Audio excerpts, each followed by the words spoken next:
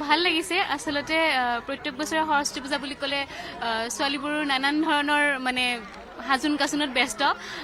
আৰু এইবাৰ অকণ পৃথককৈ মানে এইবাৰ এখন কলেজত মোৰ প্ৰথমবাৰ তো ভাল লাগিছে হয় মই য়োগা শিকাওঁ আৰু মই অফিচৰ কাম চম্ভালোঁ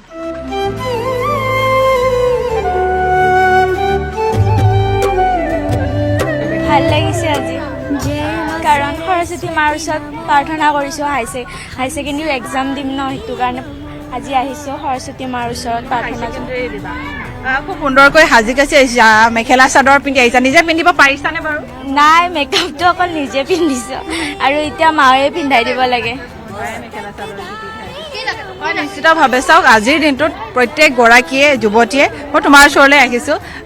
খুব সুন্দৰকৈ সাজি কাচি আহিছা পূজা কৰিছা কেনে অনুভৱ বহুত ভাল লাগিছে আজি সৰস্বতী মাৰ কাৰণে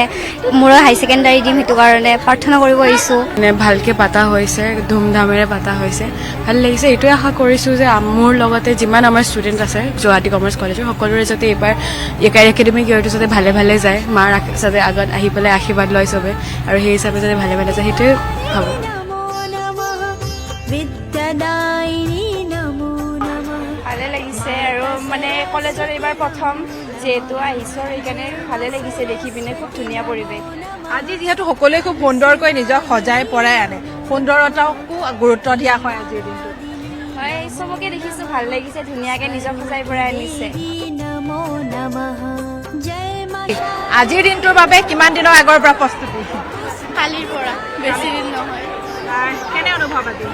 বহুত ভাল লাগিছে এভৰি ইয়াৰ বহুতে ভাল লাগে আৰু মানে এই মানে জাক জমতা ৰাতিপুৱাৰ পৰা উঠি গা ধোৱাৰ পৰা আৰম্ভ কৰি ৰাতিপুৱা এই দিনটোত বহুত ভাল লাগে সঁচা ক'ব গ'লে মই কালি ৰাতিহে মানে প্লেন কৰিছোঁ সেয়াই আৰু মোৰ মানে ইমান দিন আগৰ প্ৰস্তুতি নহয় খুব সুন্দৰকৈ সাজি কাচি আহিছে কেনে অনুভৱ ভাল সুন্দৰ আৰু এই বছৰটোৰ এই দিনটোৰ কাৰণে আমি গোটেই বছৰটোৱে ৰৈ থাকোঁ সেইকাৰণে ভাল লাগিছে আৰু খুব ধুনীয়া লাগিছে আজি আপোনাৰ কিমান দিনৰ প্ৰিপেৰেশ্যন আছে নাই ইমান আগতীয়াকৈ প্ৰিপেৰেশ্যন কৰা নাই হ'লেও দুদিনমান আগত কৰিছোঁ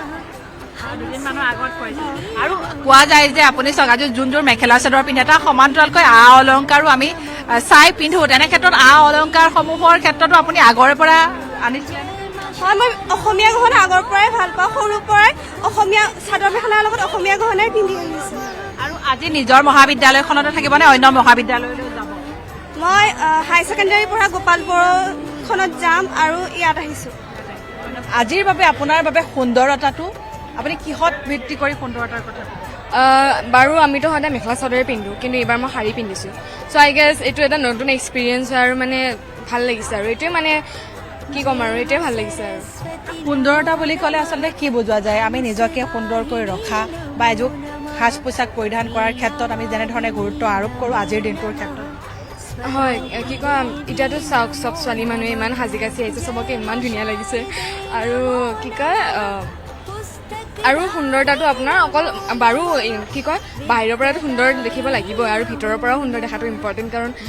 পাৰ্চনেলিটি বহুত মেটাৰ কৰে আজিকালি কাৰণ আপুনি বাহিৰে ধুনীয়া সাজযোৰ পিন্ধিলে নহ'ব যদি আপোনাৰ আচাৰ ব্যৱহাৰ আপোনাৰ যদি মাতখা বেয়া হয় হয়নে নহয় হয় হয় সেইটোৱে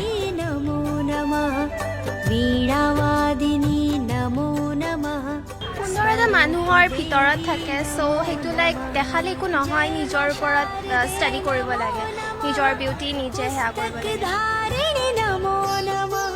সুন্দৰতা মানে মনৰ ওপৰত কথা নিজে যদি মনটো যদি সুন্দৰ